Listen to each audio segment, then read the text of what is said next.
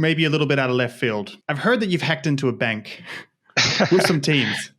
Yeah. How do you start? I mean, I've actually targeted a ton of banks in my history through like full scope red teaming, through bug bounty, through just application pen tests and stuff like that. So a bank is no different than any other enterprise, and in fact, in some ways is worse or better than some other enterprises. So my first job was where I had the most exposure to hacking banks. And so our basic methodology was to basically profile all of the employees at the bank and to target for phishing, right? Which if it's a big bank, there's a lot of opportunity there. To profile the technology that they use for email and what type of filters might be in place and what type of protections might be in place, so we could try to get around that. And then send out phishing campaigns to try to get from external to internal and pivot and install like a backdoor C2 malware, something like that. Eventually, when that wouldn't work, we would do physical reconnaissance on the bank to understand what their physical security controls were, hours of operation, when employees left, when people were doing like the deposit drop-offs, and,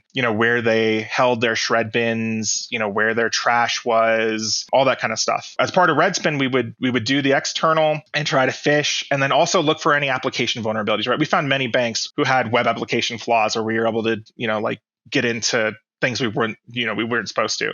But, some of the funner stories I have are like actually the physical things. I remember one of the credit unions we were part of, we literally just waited for somebody to come to the back alley of this bank to open the door. We walked up in a shred bin uniform of the company that managed the shred bins. We had found a shirt at a thrift store that looked like the same color, was a button up, and we made our own patch for it.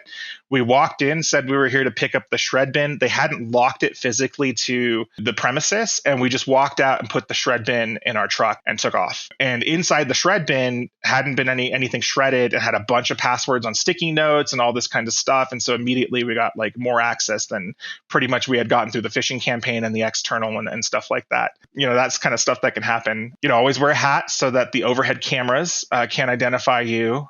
Dress the part, have confidence to social your way in there. We've also, as part of those, I've dumpster dived, in the rain where I'm in the trash and it's like nasty, and I'm digging through trash bags to find credentials and stuff like when you're targeting like those kind of physical assessments, it's it's not always glamorous. You're, sometimes you're falling through things, sometimes you get caught, but some of the better stories are, ones like that where we pulled off some other stuff. So I write some of my hacking exploits. I obviously nuke the names of the customers and, but I talk about them and like how I did them. And like, I mean, I like one of the stories that I wrote about, some are as easy as like, I disassembled a mobile app and found a hard coded credential in a mobile app for a major bank, and then wrote that password down, and then was doing recon on their whole web footprint, which was massive. Found a couple sites where that credential worked, logged into there, pivoted from there, found an S3 bucket I had access to, managed to grab a whole bunch of pictures of checks, managed to pivot to the internal network of the bank, and then it was off to the races from there. So like, really every test is different. But one of the things I tell testers is like, always write down credentials that you find, because if they don't work where you are at, they will work somewhere else eventually. So like, don't just discard them.